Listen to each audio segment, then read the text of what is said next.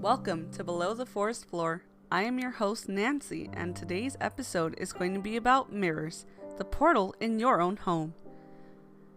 Now there's a lot of lore, myths, and legends about mirrors and all the fantastical things that they're capable of. Heck, they've even been shown as magical items in kids' movies. In Beauty and the Beast has a mirror that was given to him by an enchantress that allows him to see whatever he asks it to show. In Snow White, the evil queen uses a mirror to see what the people in her kingdom are doing and to spy on Snow White herself. In urban legends, you use mirrors to summon a girl by saying Bloody Mary, and sometimes mirrors are a great way to find out if someone is a vampire. So let's start from the very beginning. Mirrors have been around for centuries. They could be dated back to ancient Egypt and Mesopotamia between 4000 and 3000 BC. Back then, they were made of polished metals such as copper. In other parts of the world a bit later, they were even made of polished stone. Some of the earliest forms of divination, which is a way of telling the future or finding things out supernaturally, came from using a mirror that ancient Persians would face towards the night sky to read the future with. An antique version of the modern mirror we know of today was invented in 1835 by a German chemist who applied a layer of metallic silver on the back of a piece of glass. That leads us into one of our most popular myths surrounding mirrors, the fact that vampires cannot see their reflection in them. In legends, mirrors, especially the old kind that had a silver backing, were supposed to show the reflection of your soul, in which vampires have none of. So basically, that's why you couldn't see them in a mirror. Some people say that the silver has nothing to do with the myth, and others have taken it far enough to say that the silver is to blame because it's extremely potent to vampires, almost as bad as garlic is.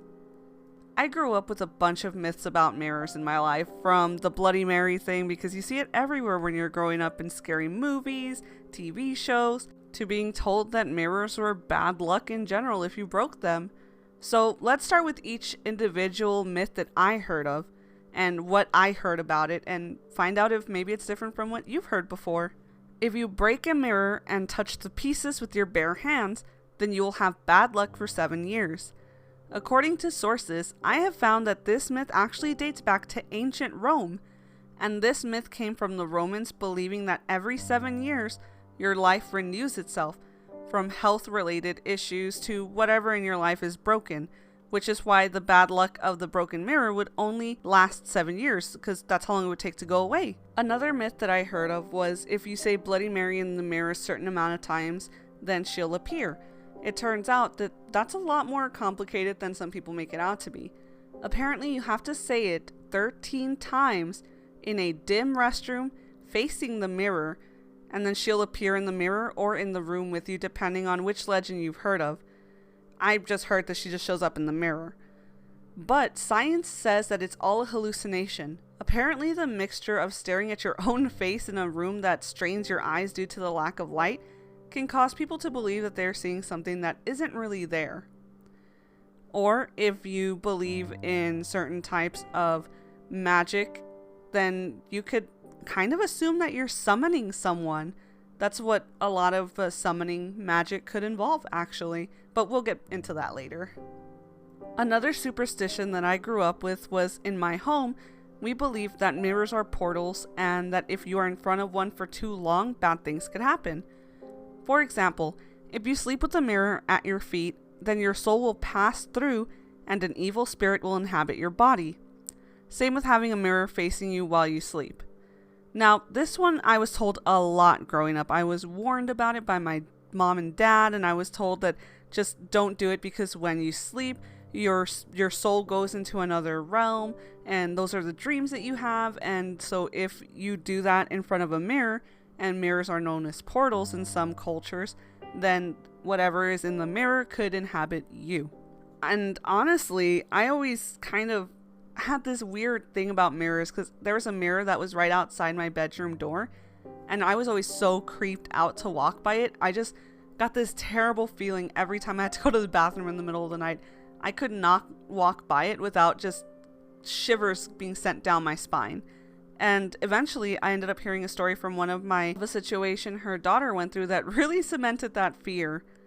So they had a hallway that led into the outside door. And in that hallway was a mirror right in front of that door. I don't know what it is about my family putting mirrors in front of doors. I don't know what all that's about. But they had a mirror that went straight towards the outside door or that faced it. And her daughter was checking herself in the mirror before heading out because she wanted to make sure she looked good and all that other stuff. And right as she was going to walk out the door, when she turned, she felt something grab her by her hair and pull her towards the mirror. She eventually got loose and turned around and realized that there was a hand going back into the mirror. So obviously they got rid of it and they never put a mirror there again. But that was a personal story from my family that they went through that had to do with portals and mirrors and stuff like that, which really freaked everybody out, honestly. This very horrifying story was a great example as to how mirrors have been seen as portals for so long. And not only that, but they've been used in divination since ancient Persia. Another form of divination that became extremely popular in the 20th century is called scrying. Scrying is when you use a reflective surface, such as a mirror, to tell the future, talk to beings from another realm, see messages and symbols, pretty much almost anything you could think of that people would use a crystal ball for, in the movies. That's what mirrors can be used for, and they come in all different shapes and sizes for whatever you may need it for. A lot of people like using just a plain mirror for all-purpose readings because it's easily accessible. You can get a mirror anywhere. You can go to the dollar store and pick up a mirror. Other people like to make their own, in which they take a piece of glass, paint the back black, and then use that reflective surface to do their readings with. People have even been known to use obsidian mirrors because it's a large black glass that reflects things and can be used for people to see these visions and these readings in. And if you think about it, the Bloody Mary myth kind of has to do with a form of scrying where you are calling upon a spirit to appear to you in a dark room. It's almost like a seance. People have even used mirrors for astral projection.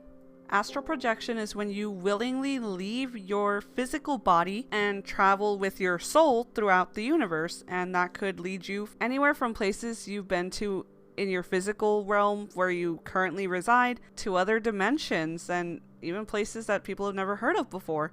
People have claimed to have been to alien planets and visited actual extraterrestrials.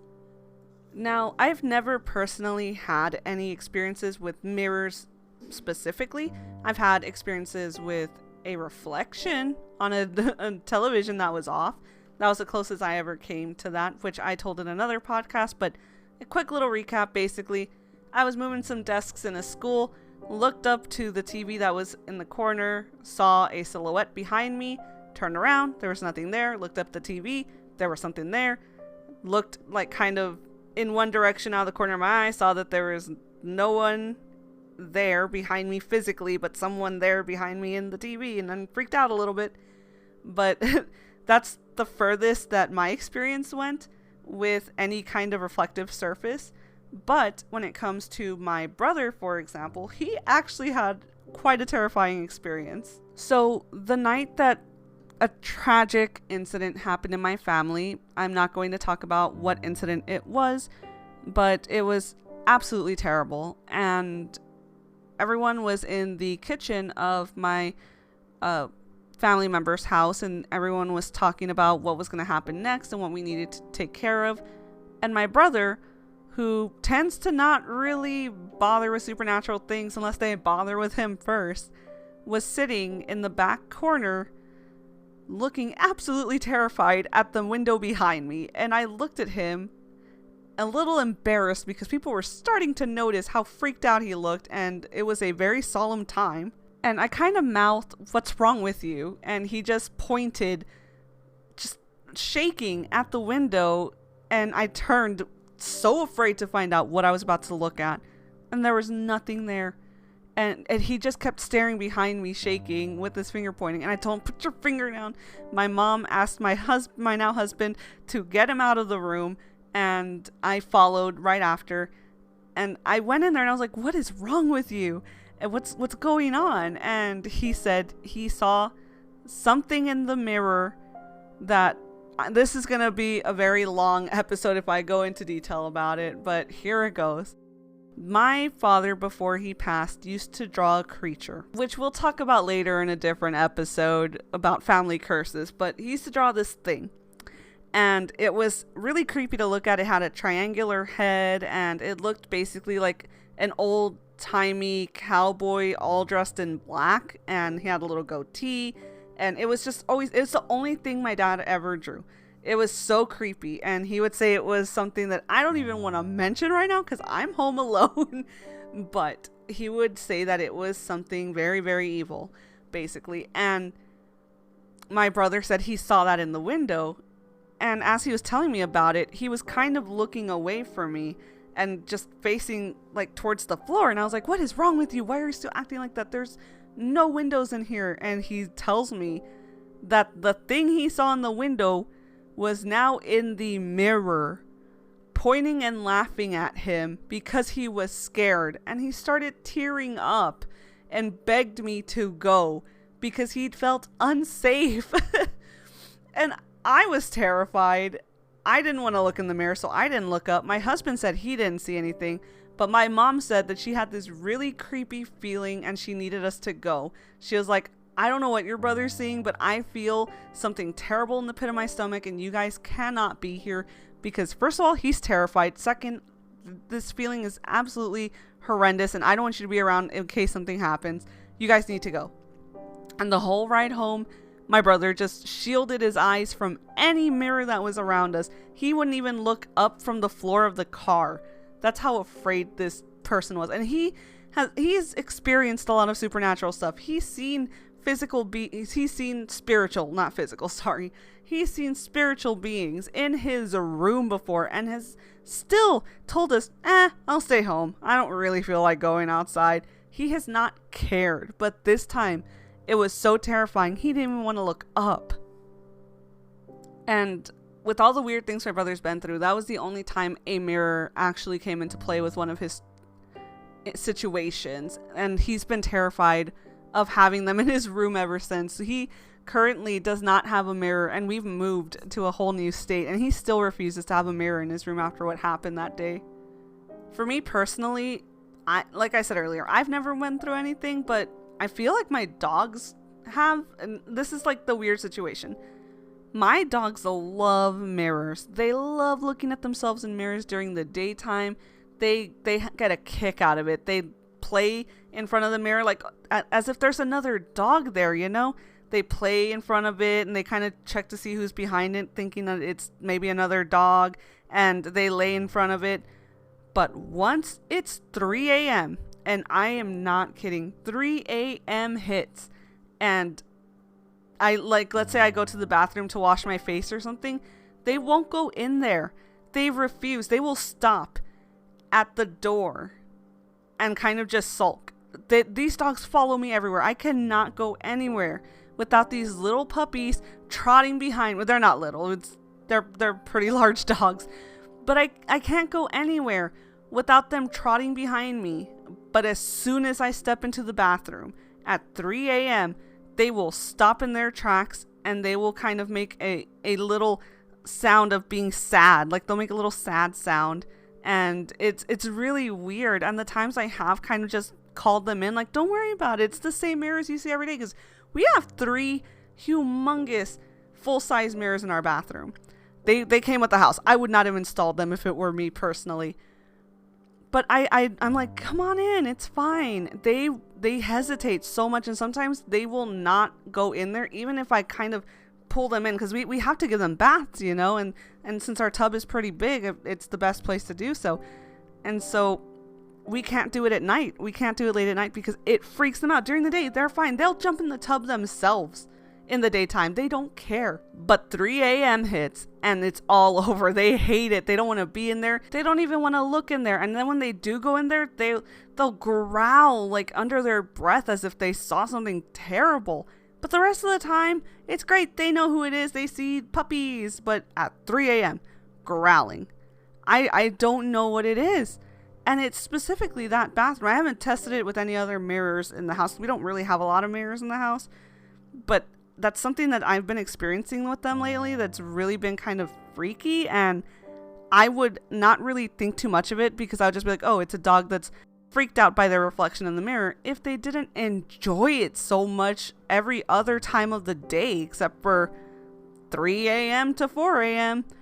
So I'm not sure. But one thing that I am sure about is that mirrors definitely belong here with us below the forest floor. Thank you so much to everyone for listening to today's podcast. I really appreciate you guys so much, especially all of you who went and checked up on me and asked how I was doing after I let you guys know that I wasn't feeling very well and I was kind of under the weather after getting my first vaccine. But I'm doing so much better now, and I just wanted to thank you all for everything and let you guys know we're also on Verbal now. If you guys haven't heard of Verbal, it's a new podcast station where you guys can find Below the Forest Floor, and it's a place where you can even do clips of the episodes so you can show your favorite ones. And one more small announcement before I hop off and let you guys continue with your day. Below the Forest Floor is going to go back to smaller episodes for just a little bit because we do have some stuff going on behind the scenes that doesn't exactly pertain to Below the Forest Floor, but does need our attention for now. So our future episodes for a little bit are going to be cut back down to our 7 to 10 minute long episodes, but I do want to make the most of it, and I will be going more in depth on those topics much later when I have the chance to. But I promise I'm going to try super hard to get as many episodes as I can out to you guys as often as I can. They just may be mini episodes for now. But once again, I wanted to thank you all for making this podcast a reality and making it something that I love to do. I hope you all have a wonderful day, and I hope to see you all in a couple of weeks when our new episode comes out. Bye!